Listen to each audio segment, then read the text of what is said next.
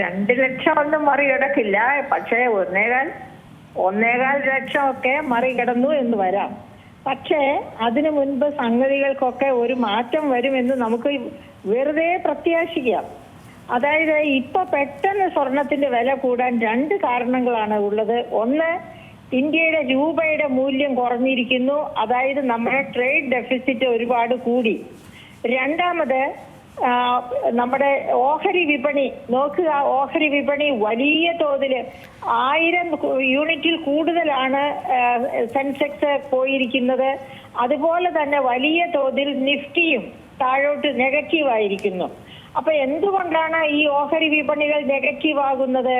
കാരണം അന്താരാഷ്ട്ര തലത്തിൽ ഓഹരി വിപണിയിൽ ഇപ്പോൾ ഇൻവെസ്റ്റ് ചെയ്യുന്നത് നഷ്ടമുണ്ടാക്കും എന്ന വിശ്വാസം കൊണ്ട്, പ്രത്യേകിച്ച് ഇന്ത്യ പോലെയുള്ള രാജ്യങ്ങളിൽ നിന്ന് ഇൻവെസ്റ്റ്മെന്റ് ഒക്കെ, അതായത് അവർ സ്റ്റോക്ക് മാർക്കറ്റിൽ നടത്തിയിരിക്കുന്ന ഇൻവെസ്റ്റ്മെന്റ് ഒക്കെ ഡിസ്ഇൻവെസ്റ്റ് ചെയ്ത്, അഥവാ ഇവിടെ വിറ്റഴിച്ച് മറ്റു രാജ്യങ്ങളിലേക്ക് പോകുന്നു, അല്ലെങ്കിൽ സ്വർണത്തിലേക്ക് പോകുന്നു. വിറ്റഴിച്ച് മറ്റു രാജ്യങ്ങളിലേക്ക് പോകുന്നു എന്ന് പറയുന്നതിലും ശരിയായ കാര്യം വിറ്റഴിച്ച് സ്വർണത്തിലേക്ക് മാറുന്നു എന്നുള്ളതാണ്. അപ്പൊ ഗോൾഡ് എക്സ്ചേഞ്ച് ട്രേഡിലൊക്കെ ഇപ്പൊ നല്ല മുന്നേറ്റമാണ് നടന്നുകൊണ്ടിരിക്കുന്നത്, ഓഹരി വിപണിയിലെ നഷ്ടവും ചാഞ്ചാട്ടവുമാണെങ്കിലും. അപ്പൊ ഈ ഓഹരി വിപണിയിലെ ചാഞ്ചാട്ടം ഒരു കാര്യം. 2, നമ്മുടെ രൂപയുടെ മൂല്യം കുറയുന്നു. എന്തുകൊണ്ട് 91 രൂപ 0.5 പൈസ വരെ ഇന്നലെ ഒരു ഡോളറിന്റെ നിരക്ക് ഇന്ത്യൻ രൂപ മൂക്കുകുത്തിയിരുന്നു. അപ്പൊ എന്തുകൊണ്ടാണത്? അതിന്റെ പ്രധാനപ്പെട്ട കാരണം ഈ ട്രംപിന്റെ ചുങ്കവും മറ്റ് പല കാരണങ്ങൾ കൊണ്ടും നമ്മുടെ എക്സ്പോർട്ട് ഒരുപാട് കുറഞ്ഞു, ഇമ്പോർട്ട് കൂടി. അതുകൊണ്ടാണ് ട്രേഡ് ഡെഫിസിറ്റ്, അതായത് വ്യാപാര കമ്മി വർദ്ധിച്ചു. അപ്പൊ വ്യാപാര കമ്മി വർദ്ധിച്ചു എന്നതാണ് രൂപയുടെ മൂല്യം കുറയാൻ കാരണം. രൂപയുടെ മൂല്യം കുറയുമ്പോൾ സാധാരണ റിസർവ് ബാങ്ക് എന്ത് ചെയ്യും? ഡോളർ വിൽക്കും.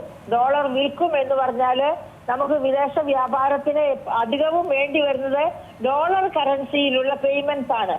അപ്പൊ ആ ഡോളർ കറൻസിയിലുള്ള പേയ്മെന്റ്സിന് വേണ്ടി റിസർവ് ബാങ്ക് സൂക്ഷിച്ചിരിക്കുന്ന ഡോളർ റിസർവ് കുറെ എടുത്ത് പുറത്തേക്ക് ബാങ്കുകൾ വഴി കൊടുക്കും. അങ്ങനെ കൊടുക്കുമ്പോഴാണ് രൂപയുടെ മൂല്യം വീണ്ടും ഉയർന്നു വരുന്നത്. പക്ഷെ ഇപ്പോ അത് റിസർവ് ബാങ്ക് ചെയ്യുന്നില്ല. അതിന്റെ പ്രധാനപ്പെട്ട കാരണം US-ഉം ഇന്ത്യയും തമ്മിലുള്ള ട്രേഡ് കരാർ അധികം താമസിയാതെ തന്നെ ഒപ്പുവെക്കും എന്ന ഒരു ധാരണ ഉണ്ട്. അതുകൊണ്ടാണ്. പക്ഷെ എന്നിട്ടും എന്തേ ഈ ഒപ്പുവെക്കൽ താമസിച്ചു പോകുന്നത്? അതിന് നമ്മൾ കാണേണ്ട കാരണങ്ങള്, അമേരിക്ക ഒരുപാട് തരത്തില്, അതായത് പിന്നെ എനിക്ക് തോന്നുന്നു ട്രംപിനെ വലിയ ആളായി കാണുക എന്നുള്ളതൊഴിച്ച് ലോക ഭൂപടത്തിൽ ട്രംപ് അങ്ങ് ഉയർന്നു നിൽക്കണം, സ്റ്റാച്യു ഓഫ് ലിബർട്ടി പോലെ എന്നാണെന്നാണ് എനിക്ക് തോന്നുന്നത് ട്രംപിന്റെ ധാരണ. അപ്പൊ അതിനു വേണ്ടി ട്രംപിനെ ചുറ്റിപ്പറ്റി, അമേരിക്കയെ ചുറ്റിപ്പറ്റി, അതായത് ഗ്രീൻലാൻഡ് സ്വന്തമാക്കണം, അങ്ങനെ കാനഡ സ്വന്തമാക്കണം, അങ്ങനെ പലതിനെയും സ്വന്തമാക്കുന്ന തരത്തിലേക്കുള്ള മോഹങ്ങളും വാരി വിതച്ച് അതിനനുസരിച്ചുള്ള നയപരിപാടികളുമായിട്ടാണ് ട്രംപ് മുന്നോട്ട് പോകുന്നത്. അപ്പം എന്താണ് സംഭവിക്കുന്നത്? ആഗോള തലത്തിൽ ട്രംപ് വിരിക്കുന്ന ഒരു വല, ആ വല പക്ഷെ എല്ലാ രാജ്യങ്ങളിലും ഏൽക്കില്ല. ഇറാന്റെ മേൽ വല വിരിച്ചു. അപ്പോ ചൈനയും റഷ്യയും പറഞ്ഞു ഞങ്ങൾ ഇറാനോട് കൂടി നിൽക്കാം എന്ത് കാര്യത്തിനുമെന്ന്. അങ്ങനെ പറഞ്ഞതോടെ അതിൽ നിന്ന് പതുക്കെ വിടുതൽ വാങ്ങി ട്രംപ്. അപ്പൊ ഈ തരത്തിൽ കൊടുത്തും വാങ്ങിയും ട്രംപ് മുന്നേറുന്ന ഒരു സാഹചര്യം. അതുകൊണ്ട് എന്ത് സംഭവിക്കുന്നു? ഡോളറിന്റെ വാല്യൂവും ചാടിക്കളിക്കുകയാണ്. അത് മാത്രമല്ല, അന്താരാഷ്ട്ര വിപണി, അന്താരാഷ്ട്ര സ്റ്റോക്ക് മാർക്കറ്റ്, ഇവിടെ എല്ലാം വലിയ ചാഞ്ചാട്ടം.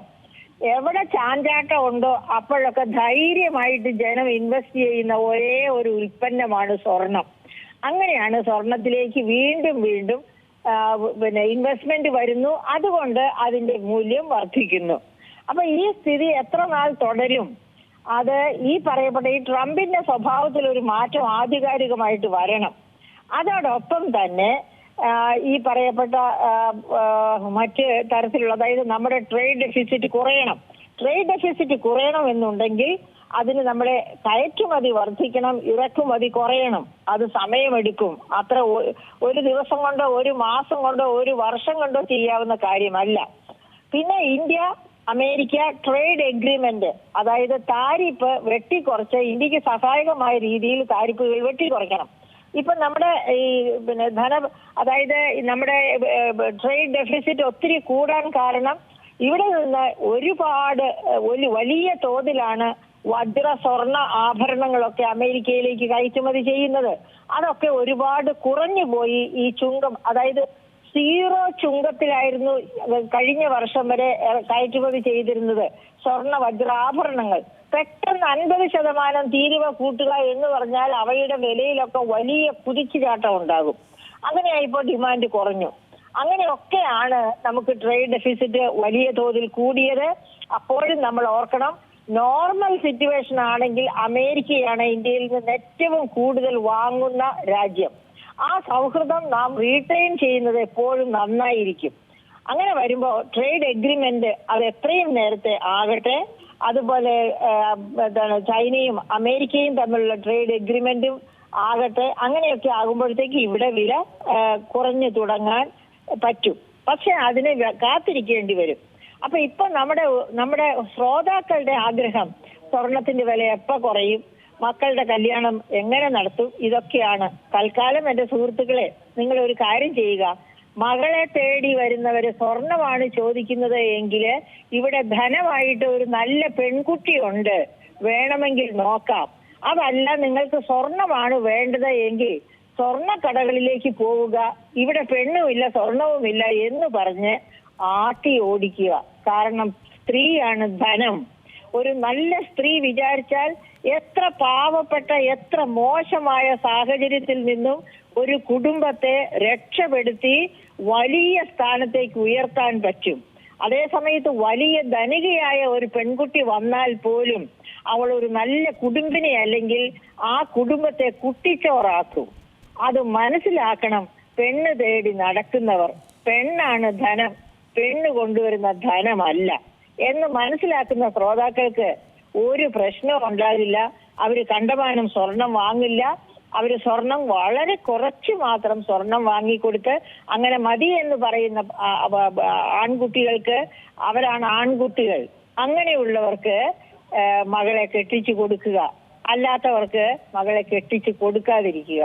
അപ്പൊ സ്വർണത്തിന്റെ വില കുറയുന്നത് വരെ കാത്തിരിക്കുകയാണ് നല്ലത്. ഇത്രയും വില കൂടിയിരിക്കുമ്പോൾ വാങ്ങിച്ചാൽ ഓർക്കുക, ഈ വില എന്നും നിലനിൽക്കില്ല. ട്രംപ് എന്നും നിലനിൽക്കില്ല പ്രസിഡന്റ് ആയിട്ട്. ട്രംപ് മാറും, സ്വർണത്തിന്റെ വിലയും മാറും. അപ്പൊ വില താഴേക്ക് പോകുമ്പോ അയ്യോ മേടിച്ച സ്വർണമൊക്കെ നഷ്ടത്തിൽ വിൽക്കണം എന്ന് പറഞ്ഞിട്ട് ചങ്കത്തടിച്ചിട്ട് കാര്യമില്ല. ഇപ്പോൾ യുക്തിസഹമായി ചിന്തിച്ച് തീരുമാനങ്ങൾ എടുക്കുക. തീർച്ചയായും വളരെ വ്യക്തമാണ്. ഇപ്പോൾ ഒരു സംശയം കൂടെ ചോദിക്കുകയാണ്. ഇന്നലെ ഇതാ കേരളത്തിൽ 3-4 തവണ സ്വർണ്ണവിലയിൽ വ്യത്യാസങ്ങൾ വന്നു. നമുക്കറിയാം അന്താരാഷ്ട്ര വിപണിയിലെ വ്യത്യാസങ്ങൾ, അല്ലെങ്കിൽ അതൊക്കെ തന്നെയാണ് ഇപ്പോൾ മാം സൂചിപ്പിച്ചതുപോലെ തന്നെ പലതരത്തിലുള്ള കാരണങ്ങളുണ്ട് സ്വർണ്ണവില കുതിച്ചുയരാനായിട്ട്. അപ്പോൾ ഈ ഒരു മണിക്കൂറുകൾ വ്യത്യാസത്തിലൊക്കെ സ്വർണ്ണവില നിശ്ചയിക്കപ്പെടുന്നത്, അത് ഏത് രീതിയിലാണ് കേരളത്തിലെ വിലയൊക്കെ നിശ്ചയിക്കപ്പെടുന്നത്? അതും വലിയ പ്രശ്നമാണ്. ഇപ്പൊ ഡിജിറ്റൽ ആയിട്ട് ലോകത്ത് എവിടെ മാറ്റം വരുന്നുവോ ആ മാറ്റം നമുക്ക് ഉൾക്കൊള്ളാൻ കഴിയും. പക്ഷെ ഉപഭോക്താക്കൾക്ക് ഉൾക്കൊള്ളാൻ കഴിയണമെന്നില്ല. അതിൽ നിന്ന് മുതലെടുത്ത് ചില കടകളൊക്കെ നമ്മളെ എക്സ്പ്ലോയിറ്റ് ചെയ്തു എന്ന് വരും.